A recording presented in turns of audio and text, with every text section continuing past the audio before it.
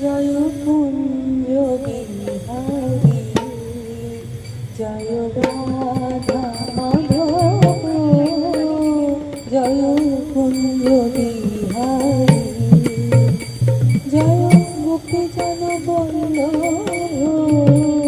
জয় গিরিবরধারী জয় গোপী জন বল্লভ জয় যশোদানন্দন ব্রজ জনরঞ্জন যশোদানন্দন ব্রজ জনরঞ্জন যমুনা তীরে বনচারী জয় রাধা মাধব জয় কুঞ্জ বিহারী জয় রাধা মাধব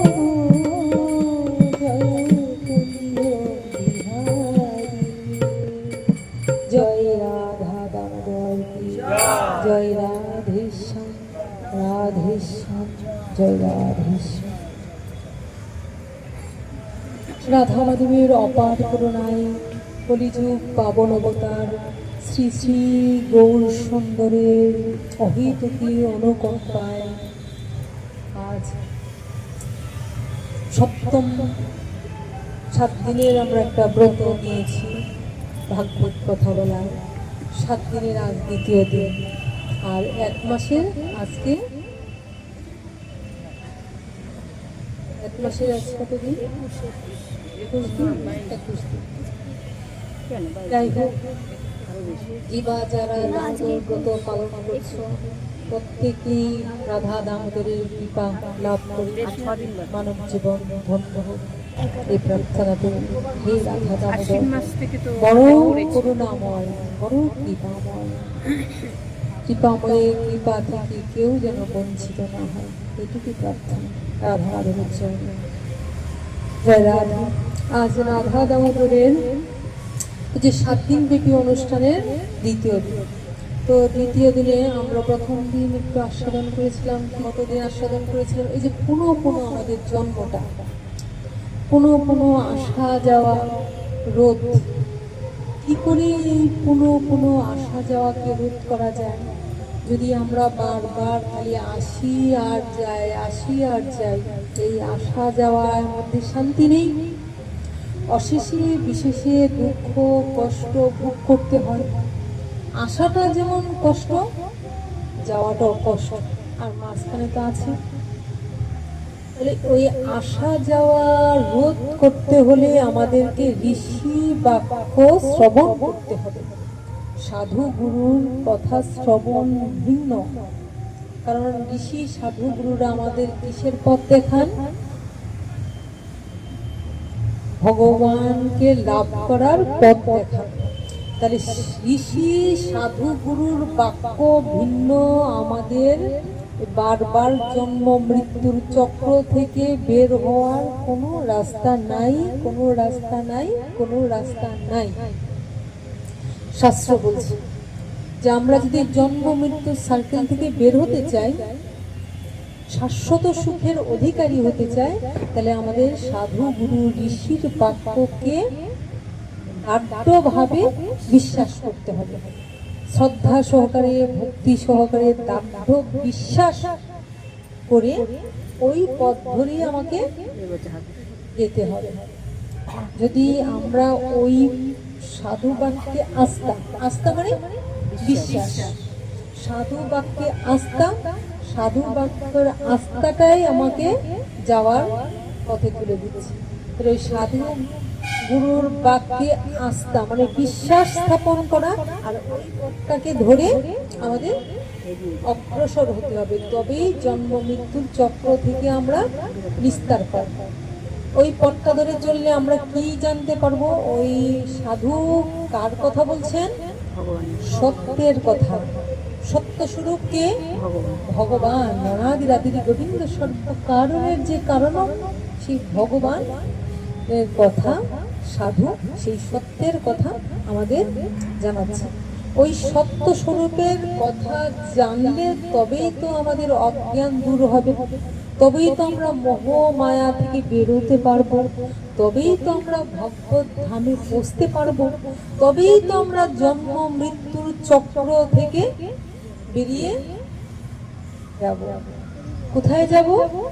ভগবত ধামে চলে যাব। বোঝা গেল আমরা জন্ম মৃত্যু সাইকেল থেকে কি করে বের হবো, জন্ম মৃত্যু কি করে আমরা রোধ করব, বোঝা গেল। জয় রাধা। এইবার আমরা আসি বিভিন্ন দেব দেবীর কথা। আচ্ছা, দেব দেবীরা সুখ ভোগ করে না? স্বর্গে থাকে। কোথায় থাকে? স্বর্গে থাকে। তাহলে স্বর্গে দেব দেবীরা সুখ ভোগ করে, আমরা তো স্বর্গে যেতে চাই, তাই তো? স্বর্গে সুখ আছে, কোনো দুঃখ নাই, সব কিছু পাওয়া যায়। এই জগতে যাহা কিছু তাও পাওয়া যায়, আবার স্বর্গীয় যাহা কিছু তাও পাওয়া যায়। শুধু তা না, এখানে যেমন অনেক সময় আমরা দেখি কোনো নারী পুরুষের সঙ্গ করে কেউ সন্তান জন্ম দিচ্ছে। স্বর্গে কিন্তু এই সুযোগ আছে, নারী পুরুষের সঙ্গ করে তাদের সন্তান হবে না, অথচ তারা সেই সম্ভোগ লাভ করতে চায়। যারা ওই সঙ্গ পেতে চায় সেই লোভেও তারা স্বর্গে যেতে চায়। জয় রাধে। বুঝা গেল? যারা কামক বৃত্তিতে ওই সুখ পেতে চায় তারাও স্বর্গে যেতে চায়। যেমন তার প্রমাণটা বলে দিই, স্বর্গের রাজা কে? ইন্দ্র। ইন্দ্র তো সবসময় অপ্সরাদের নিয়ে ঘুরে বেড়াতো, অপ্সরাদের নিয়ে আনন্দ করত। কিন্তু যারা ভক্ত তারা স্বর্গের জন্য লালায়িত নয়। তারা স্বর্গে যাওয়ার জন্য কোনো অন্তরে অন্তঃস্থলে কামনা নেই। এমনকি যদি নরকে যেতে হয় তা নিয়েও তারা ভয় পায় না। তারা কি চায়? ভক্তি চায়। ভক্তি পেলে কি হবে? ভক্তি পেলে ভগবানকে লাভ করা যাবে। ভগবানকে লাভ করলে কি হবে? ভগবত সেবা লাভ করিয়া আনন্দে ভাসবে। সেবা আনন্দে নিত্যদিন ভগবানের সেবা করে আনন্দ হবে। ইহ জগতের আনন্দ আমাদের দুঃখ দেয়, এক্ষুনি আনন্দ দিচ্ছে, পরক্ষণই আমাদের দুঃখে ডুবিয়ে দিচ্ছে। কিন্তু ভগবত ধামে ভগবানের সেবা পেলে আর সেই সেবা সুখের থেকে কেউ বঞ্চিত হবে না। দেখো, ইহ জগত জীবা যারা সাধু গুরু, সৎ সাধু গুরুর সেবা পেয়েছে, একবার যদি সেই সেবা সুখ বুঝে, তারা কিন্তু বলে না না, এই ইহ জগতের যন্ত্রণা থেকে এই সাধু গুরুর সেবা অনেক সুখ। তাহলে এইটা যদি এত সুখ হয়, আর সাধু গুরুর কৃপায় যদি ভগবত সেবা, গুরু সেবা এবং ভগবানের সেবা যদি কেউ লাভ করতে পারে, তাহলে তার মতো আনন্দ আর কোথাও আছে? নেই। তাহলে ভক্তরা ভক্তি চায়, ভক্তরা ভক্তিকে আশ্রয় করে, কখনো কখনো তারা ভগবানকেও চায় না। ভগবান যেখানে থাকুক থাকুক, আমার জন্য ভক্তি থাকে। কেননা ভগবানকে ধরলেও ভগবানকে ধরে রাখতে পারবো না। ভগবানকে যদি কোনো ভাগ্যক্রমে পেয়েও যায়, তাহলে ভগবানকে ধরে রাখতে পারবো না। কেন? যদি ভক্তি না থাকে তাহলে ভগবানকে ধরে রাখা যাবে না। কিন্তু ভক্তিটা যদি থাকে তাহলে ভগবানকে চাই না, ভগবানই আমার কাছে চাইবে। তাই গৌর হরি। ভক্তি যদি থাকে, আমি ভগবানকে সরিয়ে দিচ্ছি, কিন্তু ভগবান যাবে কোথায়? ভগবান এসে দাঁড়িয়ে পড়ে। তাহলে ভক্তি ধন চাই তো। এই ভক্তি ধন লাভের জন্য আমরা সাধু সঙ্গ করি। যদি তরিতে বাসনা থাকে, ধরো রে মন সাধুর সঙ্গ। ও যদি তরিতে বাসনা থাকে, ধরো রে মন সাধুর সঙ্গ। ভজরে আনন্দের গৌরাঙ্গ, জপরে আনন্দের গৌরাঙ্গ, ভজরে আনন্দের গৌরাঙ্গ। যখনই সাধুর সঙ্গ পাবো, সাধুর কৃপায় আমরা গৌরাঙ্গের সঙ্গ পাবো। তাই গৌর প্রেম রসনে নবে সে তরঙ্গে জীবা ডুবে, গৌর প্রেম রসন নবে সে তরঙ্গে জীবা ডুবে, সে রাধা মাধবন্ত রঙ্গ, সে রাধা মাধবন্ত রঙ্গ, সে গৃহে বাবনেতে থাকে হাগৌরাঙ্গ বলে ডাকে, গৃহে বাবনেতে থাকে,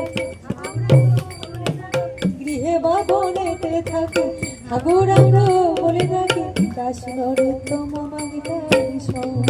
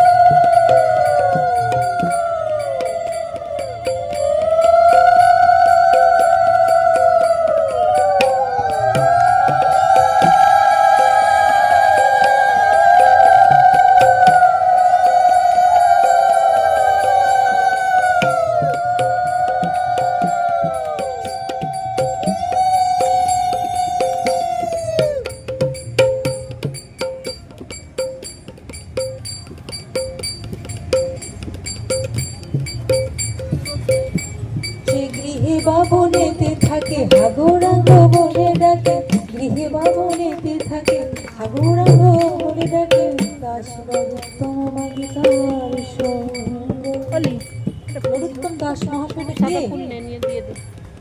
রাজার ছেলে রাজনন্দন, সেই রাজার ছেলে নরোত্তম রাজ কার্য ত্যাগ করে, পিতা মাতাকে ত্যাগ করে কিসের লালসায় ছুটে এসেছিল? গৌর সঙ্গ করার জন্য। বাবার ঐশ্বর্য প্রাচুর্য রাজপ্রাসাদ সমস্ত ত্যাগ করে চলে এলো গৌর সঙ্গ করবে বলে।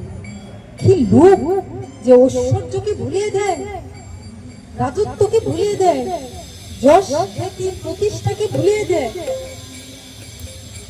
পিতা মাতার স্নেহ মায়া মোহকে ভুলিয়ে দেয়। আহা, কি গৌর সঙ্গ!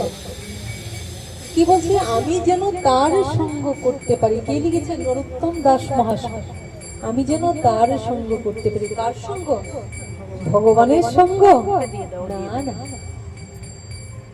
নরোত্তম দাস মহাশয় বলছেন আমি যেন তার সঙ্গ করতে পারি। কার সঙ্গ? গৌর ভক্তগণের সঙ্গ। কেন? ভক্তগণের সঙ্গ করতে করতে গৌর কোন ভক্তের হৃদয়ে বাধা আছেন কে জানে। তাই বলছে গৃহে থাকি বনে থাকি সদা হরি বলে ডাকি। বনে গেলেই কেউ সমস্ত ত্যাগ করে বনে চলে গেল, তার মানে তার কাছেই গৌর আছে এমন কথা নয়।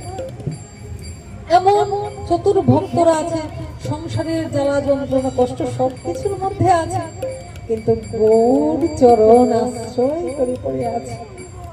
গৌর চরণ পেয়ে সদানন্দে ভাসছে, গৌর চরণ লাভ করে তাই গৌর হরি বল সবাইকে নিয়ে